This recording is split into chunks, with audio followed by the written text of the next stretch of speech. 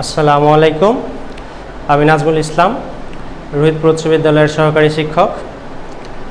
তো দীর্ঘ কয়েকটি মাস করোনাকালীন মহামারীতে আমাদের স্কুলের ক্লাস কার্যক্রম বন্ধ ছিল। তো ছাত্রছাত্রীর কথা বিবেচনা করে আমাদের স্কুল কর্তৃপক্ষ, প্রধান শিক্ষক অনলাইন ক্লাসের ব্যবস্থা করছে। তো আমি এই জন্য আমাদের প্রধান শিক্ষক, আমাদের স্কুল কর্তৃপক্ষ সবাইকে আন্তরিকভাবে ধন্যবাদ জানাই ছাত্রছাত্রীর কথা বিবেচনা করার জন্য। তো আমি ছাত্রছাত্রীদের প্রতি আহ্বান জানাবো, তোমরা অনলাইন ক্লাসগুলো সম্পূর্ণ দেখবে। আর অনলাইন ক্লাসটা দেখার জন্য তোমাদের কি করতে হবে, আমাদের রোহিতপুর উচ্চ বিদ্যালয়ে 108082 ইউটিউব চ্যানেলটা সাবস্ক্রাইব করবা। সাবস্ক্রাইব করে প্রত্যেক টিচারের ভিডিওগুলো শুরু থেকে শেষ পর্যন্ত দেখবা। আশা করি সবাই ইনশাল্লাহ উপকৃত হবে। আজকে আমি নবম দশম শ্রেণীর উচ্চতর গণিতের একটা ক্লাস করবো ইনশাল্লাহ। আমার ক্লাসটা মূলত নবম শ্রেণীর জন্যই। স্কুল যখন খোলা ছিল তখন আমাদের নবম শ্রেণীর উচ্চতর গণিতের বীজগণিত, ত্রিকোণমিতি, সম্ভাবনার চ্যাপ্টারগুলো মোটামুটি দেখানো হয়েছিল, কিন্তু জ্যামিতিতে আমরা যেতে পারি নাই। তো আমি এই জ্যামিতির উপর আজকে ইনশাল্লাহ একটা ক্লাস নেব। তৃতীয় অধ্যায় জ্যামিতির উপর একটা ক্লাস নেব। আর এটা হচ্ছে পিথাগোরাসের স্থূলকোণ এবং সূক্ষ্মকোণ এই উপপাদ্য প্রমাণে আলোচনা করব ইনশাল্লাহ। তো আমরা পিথাগোরাসের স্থূলকোণ, সূক্ষ্মকোণ যে উপপাদ্য প্রমাণ করতে যাই না কেন, আমাদের লম্ব বিক্ষেপের যে ধারণাটা, এই ধারণাটা তোমাদের স্পষ্ট থাকতে হবে। তো আমি এই উপপাদ্য প্রমাণের আগে তোমাদের লম্ব বিক্ষেপের যে ধারণা, এটা একটু স্পষ্ট ধারণা দেওয়ার জন্য, লম্ব বিক্ষেপের ধারণাটা স্পষ্ট করার জন্য আমি একটু আলোচনা করব। তোমরা মনোযোগ সহকারে দেখবে আশা করতেছি। তো আমি এখানে দুটা বাহু অঙ্কন করছি, একটা হচ্ছে এবি আর একটা হচ্ছে সিডি। এখন আমি যদি বলি এবি বাহুর উপর সিডি বাহুর লম্ব বিক্ষেপ কোনটি, তো লম্ব বিক্ষেপ নির্ণয় করতে গেলে যার লম্ব বিক্ষেপটা তোমরা নির্ণয় করবা সেই বাহুটার একটা থাকবে প্রান্তবিন্দু আর একটা থাকবে শীর্ষবিন্দু। এই প্রান্তবিন্দু এবং শীর্ষবিন্দু থেকে যে বাহুর উপর লম্ব বিক্ষেপ নির্ণয় করবা সেই বাহুর উপর দুটা লম্ব অঙ্কন করতে হবে।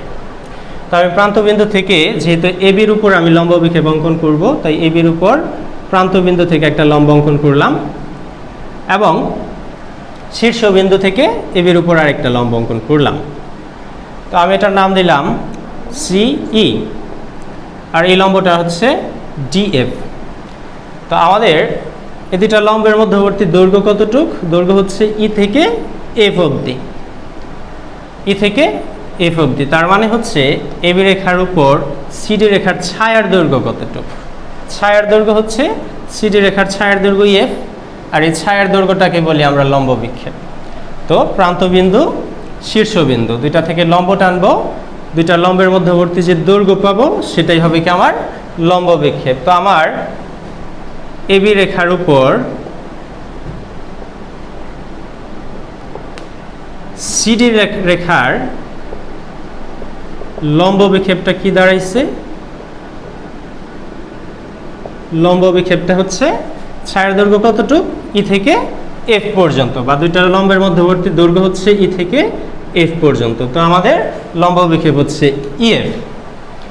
এখন আমি যদি তোমাদের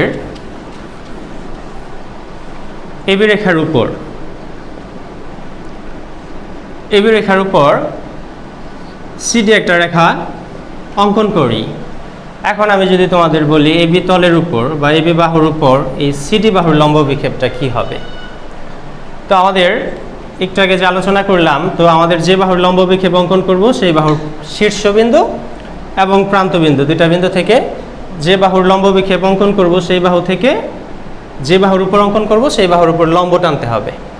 তো আমাদের প্রান্তবিন্দুটা এবি বাহুর উপরই আছে, তাই প্রান্তবিন্দু থেকে কোনো লম্ব টানার তো আমাদের প্রয়োজন নাই। শীর্ষবিন্দু কোথায়? শীর্ষবিন্দু হচ্ছে এই যে। তো শীর্ষবিন্দু থেকে আমি লম্ব টানলাম, শীর্ষবিন্দু থেকে এবি বাহুর উপর একটা লম্ব টানলাম, নাম কি? ডিই। তো এখন আমি যদি বলি এবি রেখার উপর এই সিডি রেখার ছায়ার দৈর্ঘ্য কতটুক? ছায়ার দৈর্ঘ্য কতটুক পাচ্ছ? ছায়ার দৈর্ঘ্য হচ্ছে তোমার সি থেকে ই পর্যন্ত। তার মানে এই যে একটা হচ্ছে কি পাদবিন্দু আর একটা হচ্ছে শীর্ষবিন্দু, দুইটা বিন্দু থেকে লম্ব টানলে দুইটা লম্বের মধ্যবর্তী যে দৈর্ঘ্য হয় সেটা লম্ব বিক্ষেপ। তো এখন এবি রেখার উপর সিডি রেখার লম্ব বিক্ষেপ কি সি ই। তো আশা করি লম্ব বিক্ষেপের ধারণাটা তোমাদের স্পষ্ট হয়েছে। লম্ব বিক্ষেপের ধারণা যদি তোমাদের স্পষ্ট হয়, এখন আমি আজকের পিথাগোরাসের স্থূলকোণ উপপাদ্যটা প্রমাণ করব ইনশাআল্লাহ। তো পিথাগোরাসের স্থূলকোণ উপপাদ্য কি বলছে আমরা একটু দেখি। আমাদের সাধারণ নির্বাচন বা প্রশ্নটা ছিল কি স্থূলকোণী ত্রিভুজের। তো আমাদের এই উপপাদ্য প্রমাণ করতে গেলে অতি ফার্স্টে আমাদের কি লাগবে, একটা স্থূলকোণী ত্রিভুজ লাগবে। আর স্থূলকোণ সম্পর্কে তোমাদের ধারণা কতটুকু? স্থূলকোণ কাকে বলে? আমরা জানি এক সমকোণ থেকে বড় কিন্তু দুই সমকোণ থেকে ছোট, অর্থাৎ 90 ডিগ্রি থেকে বড় এবং 180 ডিগ্রি থেকে ছোট, এই কোণটাকে বলবো হচ্ছে আমরা স্থূলকোণ। তো আমি স্থূলকোণী ত্রিভুজটা যদি অঙ্কন করতে চাই, এই প্রমাণটা করার জন্য আমার যদি একটা স্থূলকোণী ত্রিভুজ অঙ্কন করতে বলে, তো আমার চোখের আন্দাজে একটা স্থূলকোণ ত্রিভুজ আমি অঙ্কন করে নিচ্ছি। আমার চোখের আন্দাজে আমি একটা স্থূলকোণ ত্রিভুজ অঙ্কন করতেছি কি এ বি সি। এবিসি হচ্ছে আমার একটা স্থূলকোণী ত্রিভুজ, যে ত্রিভুজের সি কোণটা হচ্ছে স্থূলকোণ।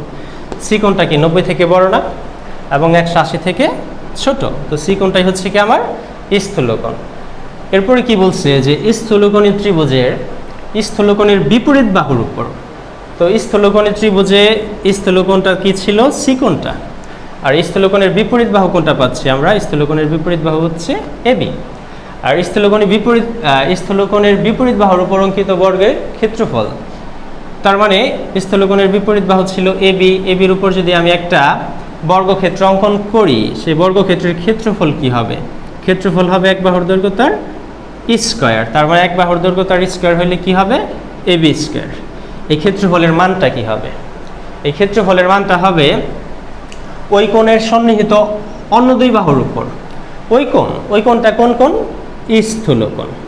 স্থূলকোণের সন্নিহিত দুইটা বাহু কি? একটা হচ্ছে এসি আর একটা হচ্ছে বিসি। এই দুইটা বাহুর উপর অঙ্কিত বর্গক্ষেত্রের ক্ষেত্রফল। তো এসির উপর যদি আমি একটা বর্গক্ষেত্র অঙ্কন করি, এটার ক্ষেত্রফল কি হবে? এটার ক্ষেত্রফল হবে হচ্ছে এসি স্কয়ার, অর্থাৎ এক বাহুর দৈর্ঘ্য তার স্কয়ার। অনুরূপভাবে আমি যদি বিসির উপর একটা বর্গক্ষেত্র অঙ্কন করি, তো এটার ক্ষেত্রফল কি হবে? আবার বিসির উপর একটা বর্গক্ষেত্র অঙ্কন করলে এটার ক্ষেত্রফল হবে এক বাহুর দৈর্ঘ্য তার স্কয়ার, অর্থাৎ হচ্ছে বিসি স্কয়ার। এরপরে বলছে কি এবং ওই দুই বাহুর যে কোনো একটা। তো ওই দুই বাহু বলতে কি স্থূলকোণের সন্নিহিত যে দুইটা বাহু, একটা ছিল এসি আর একটা হচ্ছে বিসি। এই দুই বাহুর যে কোনো একটা আমি ধরলাম বিসি বাহুকে, তাহলে যে কোনো একটা বাহু হচ্ছে বিসি এবং তার উপর অপর বাহু, অর্থাৎ যে বাহুটা আমি নিলাম সেই বাহুর উপর অপর বাহু কোনটা? এসি। তার মানে বিসির উপর এসির লম্ব বিক্ষেপ। তো বিসির উপর আমার এসির লম্ব বিক্ষেপ অঙ্কন করতে হবে। তো আমরা লম্ব অভিক্ষেপ অঙ্কন করা থেকে দেখলাম যে প্রান্তবিন্দু শীর্ষবিন্দু দুইটা বিন্দু থেকে লম্ব অঙ্কন করতে হবে। যেহেতু আমার বিসি রেখার উপর প্রান্তবিন্দুটা অবস্থিত, তো প্রান্তবিন্দু থেকে কোনো লম্ব অঙ্কন করার প্রয়োজন নাই। তো শীর্ষবিন্দু থেকে আমার লম্ব অঙ্কন করতে হবে। শীর্ষবিন্দু থেকে লম্ব অঙ্কন করার জন্য আমি বিসি রেখাটাকে একটু বর্ধিত করে দিলাম। বর্ধিত করার পর এখানে একটা লম্ব অঙ্কন করলাম বিসি রেখার উপর। এসি রেখার লম্ব বিক্ষেপ কি হবে? বিসি রেখার উপর এসি রেখার লম্ব বিক্ষেপ হবে সিডি। তো এসি রেখার ছায়ের দৈর্ঘ্য কতটুকু, অথবা এই দুইটা পাদবিন্দু এবং শীর্ষবিন্দু থেকে লম্ব টানলে সেই লম্বের দৈর্ঘ্য কতটুকু হয়? সিডি হয়। দুইটা লম্বের মধ্যবর্তী দৈর্ঘ্য হচ্ছে সিডি, তাই আমাদের লম্ব বিক্ষেপটা হচ্ছে সিডি।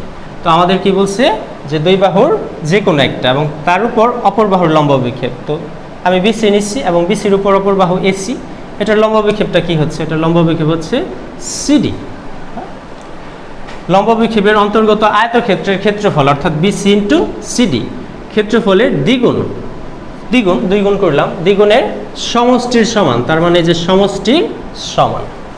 তা আমি একটু আবার সংক্ষেপে বলতেছি যে তোমাদের উপপাদ্যের কি প্রমাণ করতে হবে। কি বলছে যে স্থূলকোণের বিপরীত বাহুর উপর অঙ্কিত বর্গক্ষেত্র, তার মানে কি স্থূলকোণের বিপরীত বাহু ছিল এবি, এবির উপর অঙ্কিত বর্গক্ষেত্র হবে এবি স্কয়ার এবং সন্নিহিত অপর দুই বাহুর উপর অঙ্কিত বর্গক্ষেত্রের ক্ষেত্রফল একটা হবে এসি স্কয়ার, একটা হবে বিসি স্কয়ার এবং দুই বাহুর যে কোনো একটা আমি বিসি ধরলাম এবং তার উপর অপর বাহু অর্থাৎ বিসির উপর এসি বাহুর লম্ব বিক্ষেপ কি হচ্ছে? সিডি। লম্ব বিক্ষেপের অন্তর্গত আয়তক্ষেত্রের ক্ষেত্রফল অর্থাৎ বিসি ইন্টু সিডি, ক্ষেত্রফলের দ্বিগুণের সমষ্টি সমান। এই প্রমাণটা আমাদের করতে হবে। হ্যাঁ, এবার আমরা প্রমাণে চলে আসি। তো সাধারণ নির্বাচনে যা বলছিল সেখান থেকে আমরা বিশেষ নির্বাচনটা লিখে নিলাম। এবার প্রমাণে যদি আসি, তো প্রমাণে আমাদের কি করতে হবে? প্রমাণে আমাদের এবি স্কয়ারের মানটা বের করতে হবে। তো এবি স্কয়ারের মানটা যে আমরা বের করব, আমরা যেহেতু পিথাগোরাসের উপপাদ্য প্রমাণ করব, তো পিথাগোরাসের উপপাদ্য প্রমাণ করতে গেলে আমরা পিথাগোরাসের উপপাদ্য দিয়েই পিথাগোরাসের উপপাদ্যটা প্রমাণ করব। তো আমাদের এখানে এটি ছিল লম্ব, যেহেতু লম্ব তার মানে এটা হচ্ছে কি সমকোণ, এটা হচ্ছে সমকোণ। তো আমাদের এখানে এমন একটা ত্রিভুজ যদি আমি বিবেচনা করি যে ত্রিভুজের অতিভুজ হবে এবি, তবে ত্রিভুজটা কি হয়? আমি যদি এ বি ডি এই ত্রিভুজটা বিবেচনা করি, এই ত্রিভুজের ডি কোণটা হচ্ছে সমকোণ, আর সমকোণের বিপরীত বাহু কি পাচ্ছি? এবি পাচ্ছি। তো আমি যদি ত্রিভুজ এ বি ডি এই ত্রিভুজে পিথাগোরাসের সমকোণী ত্রিভুজে পিথাগোরাসের উপপাদ্যটা যদি আমি এখানে অ্যাপ্লাই করি, সমকোণী ত্রিভুজে পিথাগোরাসের উপপাদ্যটা কি হবে? সমকোণের বিপরীত বাহু হবে অতিভুজ, অর্থাৎ অতিভুজ হচ্ছে এবি। আমাদের উপপাদ্যটা কি ছিল? অতিভুজ স্কয়ার সমান সমান অপর দুই বাহুর বর্গের সমষ্টি। অপর দুই বাহু কি ছিল? একটা এডি ছিল, এডি স্কয়ার, আরেকটা কি হবে? আরেকটা হবে হচ্ছে বিডি, বিডি স্কয়ার। এখন তোমরা একটু লক্ষ্য করো যে আমাদের এই বিডিকে আমি কি লিখতে পারি? বিডিকে লিখতে পারি, বিডি হচ্ছে বিসি এবং সিডি এই দুইটার যোগফল। বিডি হচ্ছে কি বিসি এবং সিডি এই দুইটার যোগফল। তো আমি বিডির মানটা যদি এখানে বসাই, এডি স্কয়ার ছিল লিখলাম, বিডির মানটা আমি কি বলতে পারি? বিডি হচ্ছে বিসি যোগ সিডি হোল স্কয়ার ছিল, আমি দিলাম। এবার এডি স্কয়ার যদি আমি এখানে ছিল লিখি, তো এখানে আমার বিসি যদি এ হয় আর সিডি যদি বি হয়, তো এখানে আমার কি হয়েছে? এখানে এ প্লাস বি তার হোল স্কয়ারের সূত্র হয়ে গেছে। এ প্লাস বি তার হোল স্কয়ারের সূত্র কি? সূত্রটা হচ্ছে এ স্কয়ার প্লাস 2 এ কত? এ হচ্ছে বিসি, 2 এ বি, বি কত? সিডি। তো এ square plus 2 A B plus B square বলতে হচ্ছে সিডি স্কয়ার। সূত্রটা আমি অ্যাপ্লাই করলাম। অ্যাপ্লাই করার পরে এখন একটু প্রমাণের দিকে তাকাই। প্রমাণের কোন কোন অংশ আমাদের চলে আসছে? প্রমাণের 2bc ইন্টু সিডি আমাদের কিন্তু চলে আসছে অলরেডি। এরপরে প্রমাণের বিসি স্কয়ার এটাও চলে আসছে। প্রমাণের যে অংশটুক চলে আসছে সেই অংশটুকু আমি আলাদা করে এবং বাকি অংশটুক আলাদা করে লিখে নিই। তো আমাদের এডি স্কয়ার প্লাস সিডি স্কয়ার এই অংশটুকু আমাদের প্রমাণের বাইরে, প্রমাণে নাই, তো এটা আমি আলাদা করে লিখলাম এডি স্কয়ার সিডি স্কয়ার। আর প্রমাণে যে অংশটা ছিল এই যে BC square plus 2bc into CD এই অংশটা আমি আলাদা করে লিখলাম। তো আমি এবি স্কয়ারের মানটা আমি এখানে লিখে নিলাম। এখন এডি স্কয়ার সিডি স্কয়ার এখানে আবার কি লেখা যাবে? দেখো, এডি স্কয়ার সিডি স্কয়ার আমি যদি আবার সমকোণী ত্রিভুজ এ সি ডি বিবেচনা করি, এ সি ডি এ সমকোণী ত্রিভুজ এ সি ডি, এই ত্রিভুজে অতিভুজ কোনটা? অতিভুজ হচ্ছে এসি। তো আমি পিথাগোরাসের সূত্র যদি এখানে অ্যাপ্লাই করি, কি হবে? C square is equals to AD square যোগ সিডি স্কয়ার। তো আমাদের এ সি ডি সমকোণী ত্রিভুজে এই ত্রিভুজটায় আবার পুনরায় যদি আমি পিথাগোরাসের সূত্র অ্যাপ্লাই করি, পিথাগোরাসের সূত্রটা কি হবে? অতিভুজের বর্গ অপর দুই বাহুর বর্গের সমষ্টি। তো আমাদের এডি স্কয়ার যোগ সিডি স্কয়ারের মান কি আসে দেখো তো? এডি স্কয়ার যোগ সিডি স্কয়ারের মান কি? এসি স্কয়ার বলা যাবে না?